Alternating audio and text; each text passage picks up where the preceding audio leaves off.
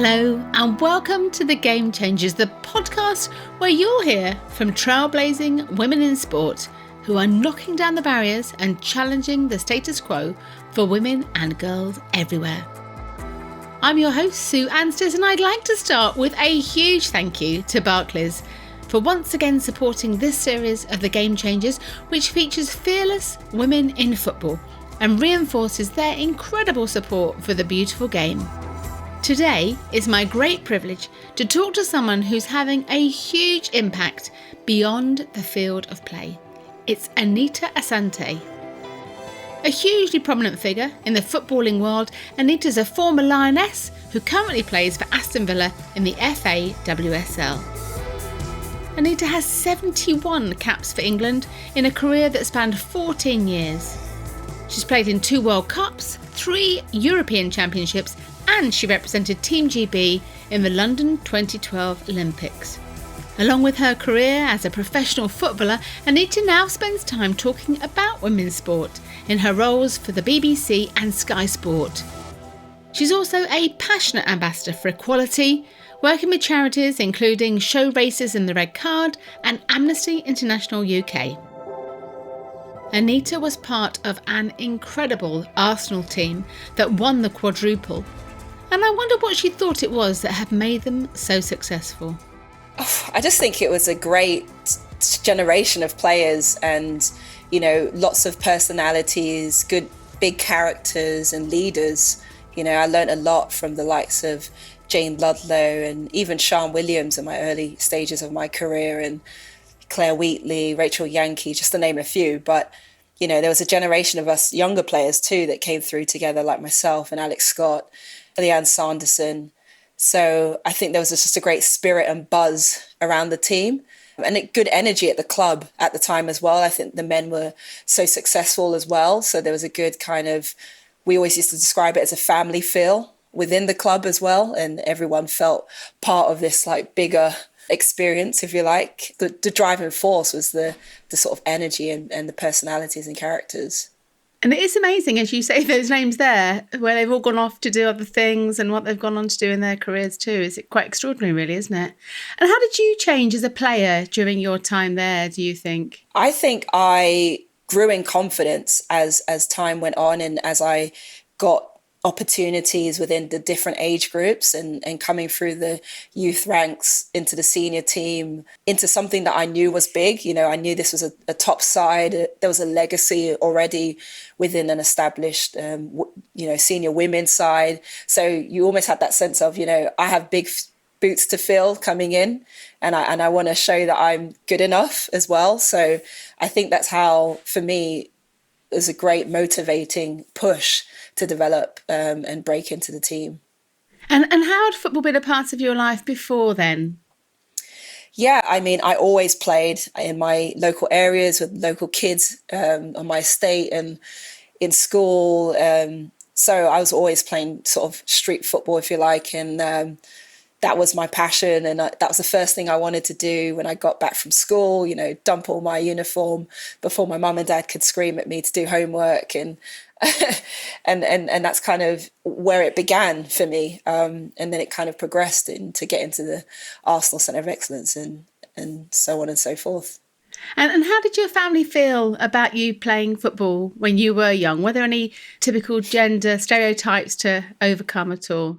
Largely, my parents are really supportive, luckily, and my dad was already a big Arsenal fan, so I think that made it easier for them to get behind me and support me.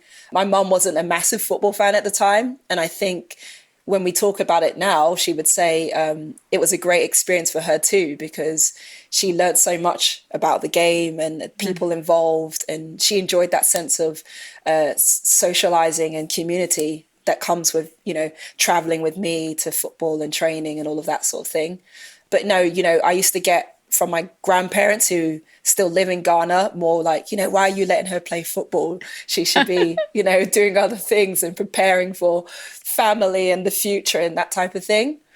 But as I've progressed and with my success, I think they've all really, supported me and respected what I've done, and they're really proud as well, which is great, because I've managed to shift I think, mindsets as well. They're from a completely different, generation.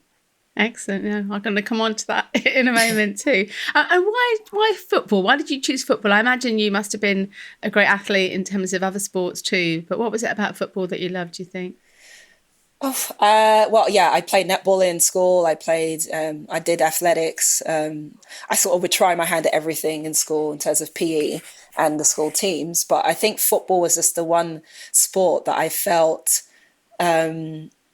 I could express myself, and I could always learn something new, and I could always develop a new skill or a new challenge. And it brought that sort of inner self-esteem out and confidence.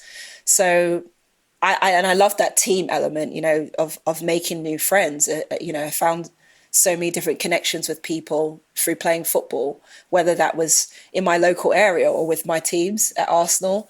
It is the easiest thing to get involved in and engage with as a kid. I think all you need is one ball, and literally everybody gravitates to that, and you can create a game and a game situation. And that's what it really was for me. And when do you think you realised that you were really, really good? Well, people used to tell me I was good in a way, like boys I played with, parents, even in school. My head of PE was super supportive and pushy, and she used to tell me that she felt that I was somewhat subdued in what I could do, and that I was holding myself back a little bit, and I needed to come out and show that more. But I think I knew I was really good, I guess, when I got to Arsenal in the youth teams, and what we collectively was doing as a team in terms of performances and results, and then getting into England youth setup. I felt like, okay, I guess I am a decent player. I'm not, I'm all right at this, and I just want to see what more I can do. And I often ask, I've been very lucky to talk to lots of lionesses, but that kind of first cap and your memory of that first cap. But can you remember the build up to the first time of your playing for England? What was that like? Yeah, I mean, I think I was probably this young teenager, 18 years old, oversized kits from that generation, showing up to a camp and, learning, I think, about the whole senior environment, and then getting up to that game against, I believe it was Iceland, and just, being like, oh my God, like I'm going to play my very first game for England potentially. And then it happened. And it's kind of an overwhelming experience of emotion, excitement, maybe a little bit of trepidation, in terms of, wanting to perform. So your anxiety levels, your nerves. I definitely had that. But I've always been quite good, I think, at concealing some of that energy and wanting it to sort of manifest once I enter the pitch and get that first touch, that first pass. And amazing experience to get there. For me, it was like, to get there and be there and then have my chance. Incredible. I guess I hadn't thought about that before, but I guess for many players, you're coming off the bench almost, like you don't know whether you're going to be subbed on, and for your first game, you're not necessarily named on the first team. Yeah, no, exactly. And you're learning in those moments what it's like to make sure you're prepared, mentally as well, to know whether you're a starting player coming into a game or potentially called upon during the state of a match. You're there and you're on. You've got to be on. There is a level of pressure, there is a level of expectation, but recognizing that's why you're there, because you're good enough to be there and compete. And you obviously then had many other games for England. I mean, it was a real surprise, I think, for most people, when you were left out of the World Cup squad in 2015. Looking back now, why do you think that was? Yeah, I think like every coach, they have an idea of the type of players they want to bring in and the type of playing style, perhaps, or what they need in terms of the synergy within a group. And I think I've always considered myself more of a ball-playing defender or centre midfielder, however which way you look at it, throughout my career. And those are the types of teams and clubs that I've played for, possession-oriented type teams. So I think with that manager, he was looking for a more direct style of play, possibly, players that will run and beyond and find direct balls and really aggressive, really, in the pressure and things like that. And I perhaps didn't fit that mold, and that's okay. Like, that's football. And I also wondered myself, would I have enjoyed it? Like, would I have been able to fulfill what he would want out of me? Because maybe that isn't my strength in my personal game. So yeah, as much as it was disappointing, I can't lie and say I wasn't disappointed. That's part of the game, and that's part of the journey of wanting to get back as well into different teams. And yeah, and that's how I took it. Excellent. And talking, I guess, more about your club career. So you obviously played for Arsenal for a decade and then moved on to Chelsea. And then in 2009, you went to play in the US. So what made you take that decision, as it were, to head to the States at that time? Yeah, at the time, I think I had an inner sense of I need a new challenge. I want something different. I want to know and experience what more is out there in terms of a club environment, coaching. And that's why I initially made the shift to Chelsea, because at Arsenal, we were the dominant team in the country. And I wanted to see if I could add to another team and improve that team and compete. But then when America came knocking, it was a full-time professional experience that I felt there's no way I can turn this down. Like, I don't want to look back in a few years and be regretting that I didn't take the opportunity. And that's really why I ended up going to New Jersey. Yeah. And what was the toughest part for moving overseas? I think transition is always tough, regardless of where you're going. But leaving my family behind, leaving my friends, my kind of support network, I guess your comfort zone, so to speak, what you're used to, your routines, knowing that I was walking into the unknown because this was brand new, the league, everything. Me going there, me along with a lot of other players, it's our first experience of what does it mean to be a professional? What does it look like?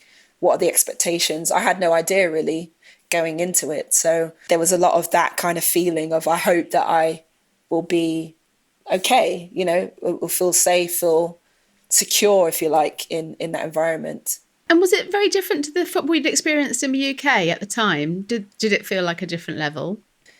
It did, in a different way. I think in the UK, we've been used to, technical individual players, maybe players who sometimes show a little spark or something different and unique. And in the US, you're always guaranteed to have a massive pool of talent who are athletic, who are super fit, who are very highly motivated, winning, have that winning mentality. And that's what I walked into, that type of environment, big characters, lots of voices, people that were confident to take space and be present. I would say that was the biggest thing, but that winning mentality, that never say die attitude was really what I witnessed firsthand. I spoke to Jess Fishlock for the podcast, actually, and she said she feels in the US they take women's sport more seriously than in the UK. Is that what you found? Did you feel that when you were out there? Yeah, I can relate to that. I can understand why Jess would say that, because I think looking back at my career in the early days when the game was largely amateur in the UK, a lot of us were just doing it because we were passionate about it and we love it and that was that. And, maybe there isn't the same kind of pressure because there isn't this outward looking industry into the sport like there is now. But in the USA, with a successful women's national team, the 99ers and all of that, they already knew what it meant to get that kind of attention, attention from the nation, attention from the media. And with that reward, there's an outcome. So there's more to, I guess, aspire for. For the US players, it means everything. It means a lot to be professional, but it means a lot even in the college level. To get to college is like a huge deal. Yeah. Get on your team, and then who knows what could amount from that. So I definitely feel like, yeah, of course they took it seriously, but there's so much at stake, and to represent their national team, which is highly successful, globally, very well known. Yeah. That was, probably the driving force for the attitude and environment of those players. And you mentioned that transition You obviously moved around a lot in your years across there as the league changed and teams traded you and then folded and traded again. And you and other players have experienced that a lot too. So how challenging was it to readjust to new teams in such a short space of time? Yeah, it was really difficult because on the back of that transition, I'd also had a long-term injury. I did my ACL in 2009. I had a successful season with Sky Blue in the championship. And then a new manager came in. The ownership decided they wanted to trade me to St. Louis, got to St. Louis. And although I was somewhat sad, I had a mixture of emotions. I was sad. I was leaving behind lots of friends. My partner at the time was stuck in New Jersey. I was going to be in St. Louis. It was difficult. It was really difficult. And it was such a short space of time between being there and, within days you're in the new club and a new team. But once I got there, I was kind of like, it was hard for the first few days or so. I was on the phone to my mum and dad and my friends, and everyone was very positive and trying to encourage me to just, go with the flow, take it as it comes and just give my best, really. And then, the club folded within 20 days of being there. Yeah. So it was a bit of a whirlwind. It felt like it happened really quickly. I'd only played one game for the club. So for that to happen, everyone was in shock, in all honesty. Yeah. No one really knew what the next step would be. And then obviously, long story, there was the league, they came in with their rules and I was able to move on. So I went to Chicago, fantastic city. I was excited to experience, what Chicago had to offer. A great squad at the time, had Megan Rapinoe there, Cristiani, Ella Massa, a number of players, Casey Nogueira. And then I wasn't getting the playing opportunity as much as I would have liked at the time. And the club was going through transition again with management. I, in that instance, asked for the trade. Right. And I finished the season in Washington. And, that was a transition because I lived with 2 or 3 different host families, I believe, at the time. So, I was sort of house jumping. But I really felt happy at the end of that season to have landed there in an environment and a playing style that I liked as well. And what were some of the highlights from playing in the US when you look back now on those years? Well, I think winning the championship with Sky Blue has to be up there. Yeah. In the first season with that team, especially, we literally rode a lot of highs and lows together. We had a lot of different transitions and problems within that season, and managerial changes. And the way we came together is unreal. But it wouldn't have happened without the leadership. We had players like Heather O'Reilly, Christy Rampone, real people that I looked up to, people I knew had done it at the big stage, and just such positive attitude. And, as my now coach would say, mental monsters, they have that monster mentality to just ride the challenges and get through it and believe in themselves. But I think for me, the bonds that I've had created with players that have lasted beyond those years. I'm still very good friends with a lot of those girls. Like Ella Massa, we still talk, we're still close, and Yael Leverbush, and just the whole experience of playing up against the best. I had Abby Wambach as my captain at Washington. I'm trying to get her on the podcast, so I might have to talk to you about that afterwards. We'll try and work that out, for sure. But I just think they were incredible people as well as players, and they brought that passion, and I think they brought that I will compete every day attitude to training. And that's what made me and a lot of other players, I think, better as well, to try to bring that into our own kind of personas as well. And hopefully I've taken some lessons from that, along my career. And you then moved on to play in Sweden. So can you just talk us through that decision? Obviously the league folded in, I think it was 2011, and I lived with a Swedish player when I played at Sky Blue in my final season, Therese Höglen. And she always used to say to me, Neat, you have to come to Sweden. I think you would love it. your personality, you're chill like Swedes, you'd get on like really well. And I was kind of in this, mindset of, I don't know if I'm going to go to Germany or to Sweden, but my gut feeling just told me, really go for it, and Sweden would be a good fit.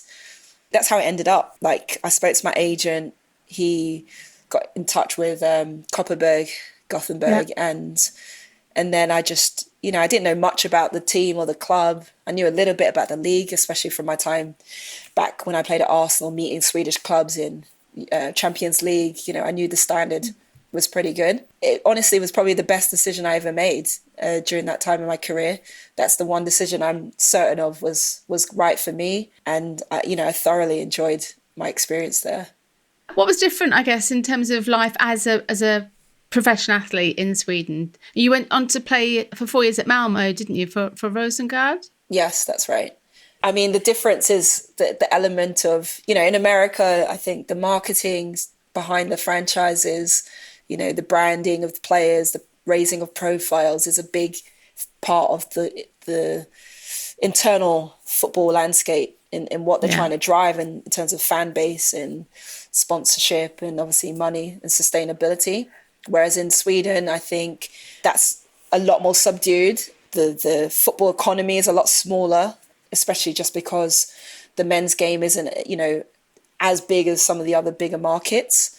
So that element of support isn't necessarily there, but I think they do a great job of finding lots of independent ownerships and sponsors to run women's clubs. And some of them are women's only clubs, if that makes sense, that have just developed organically to be servicing girls and women's football for generations historically. And that's what I got to realize, the clubs felt like more than just clubs in some respect, especially in my time at Rosengård. It felt more than just a football club. They really wanted to be able to be part of the community and support a lot of the kind of social projects within Malmo. And then they have a project in South Africa, for example, that, they have players go out to that supports young girls in education and utilizing football as a way of bringing out their self-esteem and confidence. And I was like, wow, this is interesting. This makes me feel like I know that as footballers, you can give a lot as role models and giving a platform for young players to aspire to. But it also allowed me to find kind of my, I guess, social political activism in a way. And I loved that about that, because it brought out different parts of all of us as people, aside from being footballers. Excellent. Oh, it's really good to hear, isn't it? Really good. And you came back to play at Chelsea before your recent move to Aston Villa. So I was looking back, you've been at two of the most successful ever women's clubs in terms of Arsenal and now Chelsea. Are there any similarities, do you think, as you look at the two of them and the way they're managed or the way the teams gel together? Yeah, I mean, of course, I think in any championship team that there is something uniquely special about a group when they win a league or a cup or whatever. And of course, that is the environment, and the environment is steered by the players and the management. And in this case, Emma, she's been in those environments before. She's led those environments. So I think she has a great understanding of what it takes and the kinds of not only footballers, but personalities you need to build that competitiveness and that winning belief and that idea of, how do we make each other look good?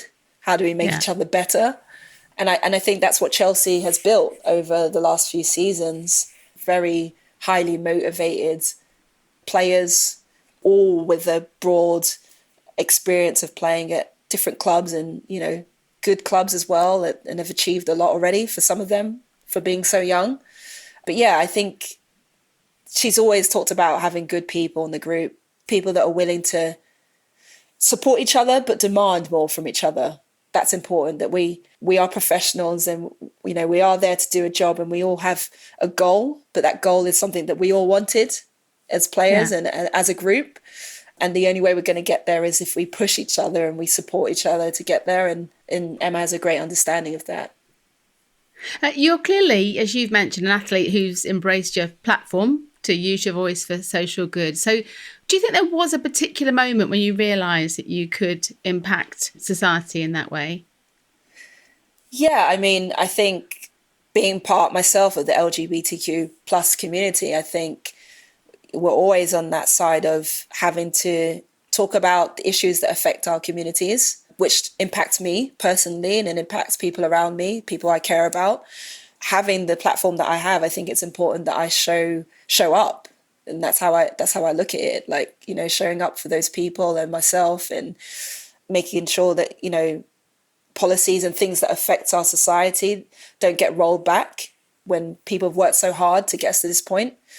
And it's no different to women's football, you know. It started with pioneers who have led us to this point, and they've pushed really hard by being there, being visible, by doing it against all odds. And now it's for the next generations onwards to carry that torch so that it can't be rolled back and those opportunities will continue to exist for the next generation. And yeah, so I guess that's part of it. It's part of me, you know. Who I am is political for some reason.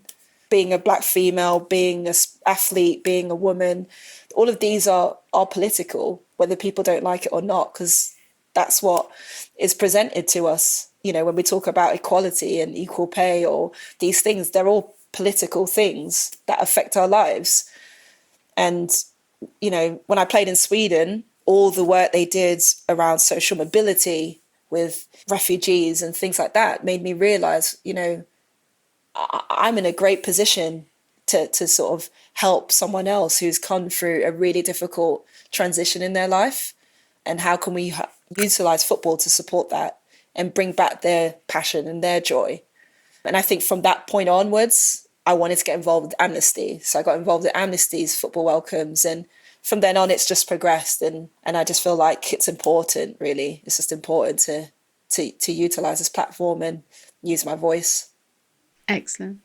And as you say, you're very open about being a gay woman. As you grew up during your football career as a younger player, do you feel that coming out was almost discouraged from within the game for a while? Yeah, well, it's like everything. There are subliminal messages, aren't there, around us all the time. None of us can go, yeah, the game itself explicitly said, don't come out, don't be yourself, don't do these things. But the subliminal messages in the culture and the behaviors around us suggest that it's not safe to do so, or it's not the right thing to do. Yeah. So even as a young player myself, and a lot of players I've played with, you know, you would have internalized your feelings or your emotions and not done that because it didn't feel safe. Amongst us, we felt safe to be ourselves because we created that space. We created a space where we could be open and honest, and you always had someone close to you, perhaps a teammate or coach that you could rely on and you knew would listen. But in the bigger picture, I think it was just different times as well, where you didn't have, like today, the visible, I guess, as visible role models that are openly out there utilizing, you know, the media to showcase their stories. Yeah, just normalize it. And normalize it and also open up the conversation and the discussion. Because I understand not everybody feels like they have the tools or the language to delve into some of these subject matters. But I think when we get it out there and we say, you know, we need to talk about, we need to think about the people and the young people as well who are struggling to come out, who don't have the confidence. Well, sport is a great vehicle for bringing that out of people and giving them the opportunity to be themselves and express themselves, and they'll be able to express themselves fully when they can be completely their authentic self. And do you think it's easier today for young women playing today to come out and be more authentic, live their authentic lives sooner than perhaps you did? Because you were fairly late in coming out in terms of the public and the kind of football world. Yeah, I came out when I was around 23. And, you know, I struggled with it a long time just because of my own preconceptions of how people would respond to me, my family, my friends, people I work with. And of course, that's part of my own internal struggle, not just what is around you. Yeah. But I do hope that today's generation would feel more confident to come out, because there are so many more tools available, I guess, and organizations out there willing to support people, professionals who can help in this area if you don't have that support network that's close to you.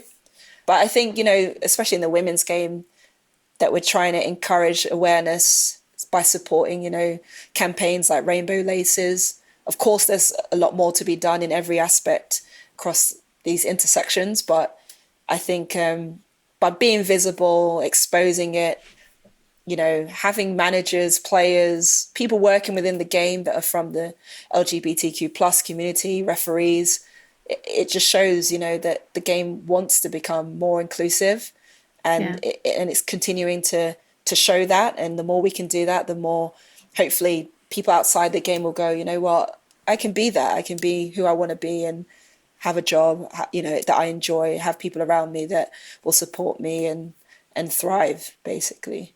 It is so important, isn't it? I love the photos, actually, that you and Beth share on Instagram. I particularly love the Christmas pajama photograph. But I love that whole, it's just completely natural. This is as it is. And that's almost that in itself. The social media side has so much negativity, doesn't it? But actually, there are some really positive sides to that too, that it just portrays your lives. Yeah, I think it's about humanizing all of us, isn't it? And just making us like we're the average person that enjoys coffee and cake or whatever, and silly, matching pajamas or whatever it is, but that our relationships are real and they're normal, and it's just about, love. And we want people to engage with us that have the same attitude to life and to others, and to consider other people's feelings. And that's where I feel then social media does good, because it shows that, and it allows not only us, but lots of people to connect who can relate and who want to be allies or whatever and share content in a positive way. So if we just make a difference to one person, then it's a great thing. Yeah, I'm sure. Lots more than one, I'm sure. But yes. You're also an ambassador for Show Racism, the Red Card. Can you tell me a little bit more about the charity and the work you're doing there, your involvement? Yeah, well, the charity is throughout the UK, and it does a lot of work in the education sector. So they have educators in racism and discrimination that go around to different clubs and engage with schools and young people. And also, ex-players. Shaka Hislop is one of the main ambassadors of the charity, or started the charity, if you like. And the ambition is really to get young people to discuss things around race and showcase it through poetry, spoken words, lots of creative ways, basically. And they have a competition every year where the schools can compete and show their best work, if you like, and then they'll get a special gift from the charity. Yeah, it's just a great way, I think, to try to have these, I think what a lot of people might deem as difficult conversations, to make them not so difficult. And I think, the earlier we get to children, who are the most innocent, open citizens, if you like, they are willing to just take in and absorb information, and they are so logical and so rational. They can take in a lot of these, what we might, like I said, deem as very difficult subject matters, and they just make it seem like nothing. And, and they're creative in expressing their friendships, their joys at learning other cultures and experiences. And again, I just think it's about normalizing it and normalizing the interaction among young people, because they are the future. They'll be our future leaders. They'll be the people steering society, and we want it to keep growing and developing into a very unified and inclusive one. And obviously you've played across different countries. We've talked in playing in the US and the UK and Sweden. So how has your race and sexuality been received in different ways by in different societies, do you feel? Have you been perceived differently? Yeah, I think when I played in the US, I didn't really experience anything that was, negative as such or anything like that. I felt I was really embraced by my teammates, my club, the franchise. Everyone treated me the same. Yeah. I think to some degree we're largely in a bubble as well in our own world, because you don't really, I don't know, live outside of your social networks. So you don't get exposed to everything either. But it was largely a positive experience for me. You know, I loved it. I loved the coming of different cultures together, you know. I had a Brazilian coach, I had Brazilian teammates, players from different parts of the world, Australia, Germany, wherever. And that's what it's about, you know, learning about each other and what makes each other tick and what things that interest us. And same in Sweden, always had really positive experience with players and the management. I felt at home. I really did feel at home there for the 6 years I was there. I really enjoyed Scandinavian culture. I think the only time I ever experienced something that was a little bit like off was when, and that was in like normal life, like, you know, outside of my football environment, just at a cafe and with my teammates, and an older gentleman walked past me and put his hands in my hair, like a complete stranger. Like I didn't know him. And I had my back to the street because it was outdoor seating. And it just took me by surprise. And my teammates looked at me like horrified, like, what just happened there? And I was like, honestly, I don't know. But yeah, that was the only time that I was just like, oh, you know, that's not really okay. Like that's when, because, you know, it felt like an invasion of my personal space. Yeah. But no, otherwise, you know, I had such great experiences. And do you think things have improved in terms of how football bodies are dealing with racism now? I don't think it's improved. I think, you know, I wasn't born in the 70s. I was born in the 80s, but I know all the stories about that period of time. You know, I was a youngster in the 80s, you know, when I was born. So I wasn't privy to all the experiences that a lot of the adults talk about today of what it was like, but I'm aware, and you know, it's well archived and documented. So if I think back to that time and I think to what's happening now, when there are no fans and there's still on-field incidences, obviously we know social media has a role to play in abuse in general and in racism, but I can't really say that it has progressed, in all honesty. Only recently a player gets, I think, a 10-match ban or whatever it is, or less than that.